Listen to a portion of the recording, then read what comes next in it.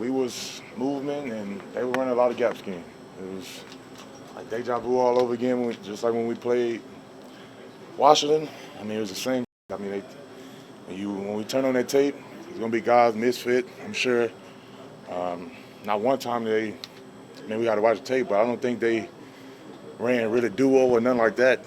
When they did do it, it was like 3rd-and-1 quarterback sneak or something like that. But at the end of the day, when you talk about stopping the run, it's not just on the defensive line. When they run a gap scheme, everyone on defense got to be where they're supposed to be, and we got to fit correctly, and that's what it is. I mean, it's not like they had many exotic runs. You know, when we look at how many rushing yards they had, yeah. First thing we're gonna say the defensive line, but like I said, when gap changes, I mean, guys in a different gap. Now, back in, the linebackers got to be where they're supposed to be. DBs got to be where they're supposed to be.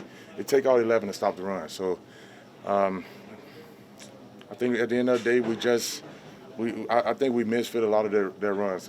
It wasn't like they just knocking us off the ball.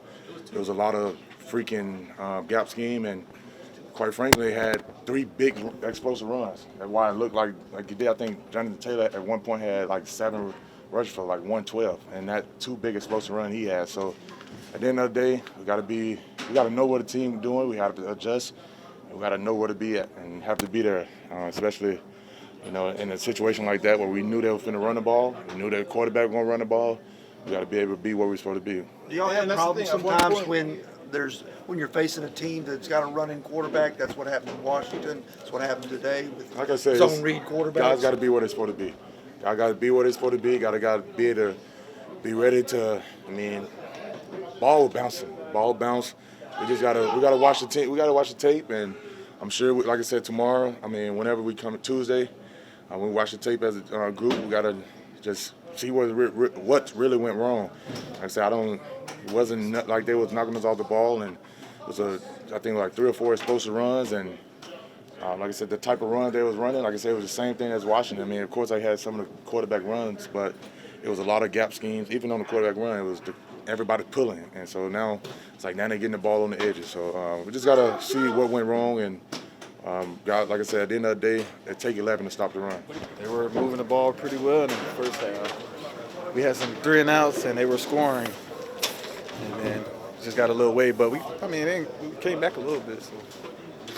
Take any heart in that comeback, or is the story that they ran away from you first? Yeah, they ran away from you first. Obviously, it would have been, we want to win the game with that comeback. So it doesn't matter if you come back, you got to win the game. But we let them get out a little too far ahead. How big was it to lose the big gain that you had on a penalty there? It seemed like that kind of stole some of the momentum. Yeah, it's just a momentum. It just took our momentum a little bit. We flipped the field, big play. Who knows what we do on that drive? It's been the same thing all year, pretty much. Why has adversity tended to snowball for this team in games like it did today? I have no idea. We don't try to do that. It's just football. It happens. We got to figure out how to be better the next play, though. What was going right early, and maybe in your mind, why not able to sustain it? And they got ahead. They got ahead on us. They jumped in, simple coverages that, allow us to do certain things, and we couldn't run the ball as well today. And they got ahead, and then we started to make a comeback, but it was just too late. And we let, sort of one thing kill us. It takes forever to get out of it. Mature as a group, individually and as a group, to kind of push through the little things that go wrong and keep going. But it seems like every little thing that happens, it's like, all right, it turns into a mudslide. Do you guys feel like you're adequately prepared in these situations? I do. I mean, I do think I don't feel unprepared or anything. Obviously, we see a lot of run pressure and stuff like that. But I do think we're prepared and we can adjust. It's just a matter of executing in a lot of ways. And that hasn't been there. You guys score early, you get the interception, you have another chance to maybe take a 2-score lead. How big was that sequence to not convert and then they score on 5 straight possessions? Yeah, that ended up being killer for us. We could have taken a 10-point lead, like you said, and then you know, you can't, you know, then just like that, it feels like we were down 3 or 4 scores. So you've got to be able to execute in those critical situations, especially on 3rd down, which we didn't.